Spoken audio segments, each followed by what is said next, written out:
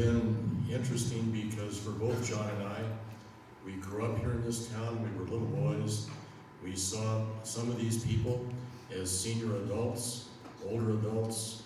They were our role models, our idols, and it's particularly gratifying to be able to speak now the names of our founders, the original charter members.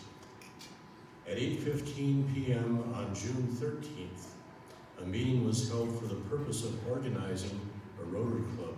The actual first meeting didn't occur until the 17th. At this meeting was Frederick A. Baxter. He became the president. Fred W. Flanders.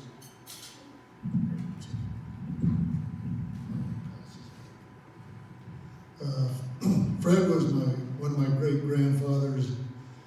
He became mayor of Longmont in the 20s, and the only reason he ran for mayor was to defeat a slate of candidates put forward by the KKK.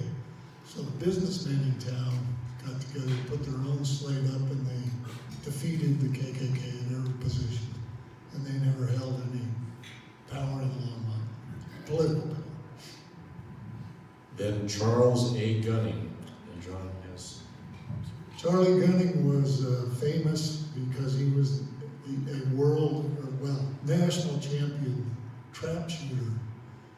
And that made him kind of a famous person around town. He started Longmont Brick and Tile, and that company supplied bricks to Longmont houses for the next 80, 90 years.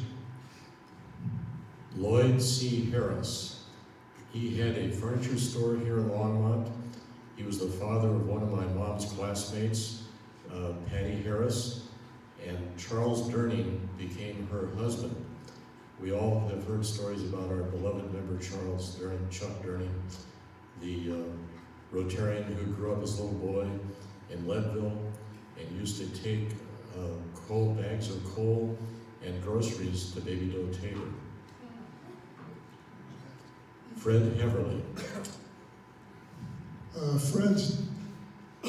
He was a pharmacist, and he started Longmont Drug Company. His son, Fred, was later carried on the business and was also a member of the club. Charles L. Hover. We all are aware of and know the Hover home on Hover Street. He was a wholesale drug businessman in Denver. Did very well, was well capitalized, and he established a country home up here in Longmont, out in the country on Hover Road, Mountain View and Hover. He then left his mansion through his daughter and a whole farm to the city for the Historical Society and for the construction of the Hover Retirement Center. George W. Johnson. He's one that neither of us knew. Harry F. Keeler, then Charles Kistler. He was a dry goods businessman in Longmont on Main Street. In my house, there's a picture of him together with Charles St. Clair and one of my great uncles, Chester Flanders. They're all three in the same pictures. They all three had businesses on the east side of Main Street between 3rd and 4th. But Kistler did very well. Elmer Montgomery, who I believe is unrelated to Monty Montgomery, for which the athletic field is dedicated. Then Ernest Moore, N. Roy McCrary, and Holt McKernan. I knew him well because his granddaughter was in my kindergarten class through high school. Holt was a banker, I believe at the First National Bank, and he owned a whole quarter section of farmland on the northeast corner of 17th and Main Street, which is now fully built out, but that was his farm. James N. McClellan, he was a grocer, a businessman. He still had an active grocery store when I was a little boy here, and I remember going to get groceries with my mom. The store was on Longs Peak and Main Street. Then Gray Secor. Well, let's take these.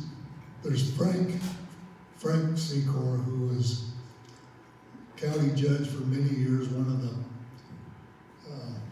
founding attorneys in Longmont. Started the firm I'm in now. And then his son was Gray Secor, carried on the same business.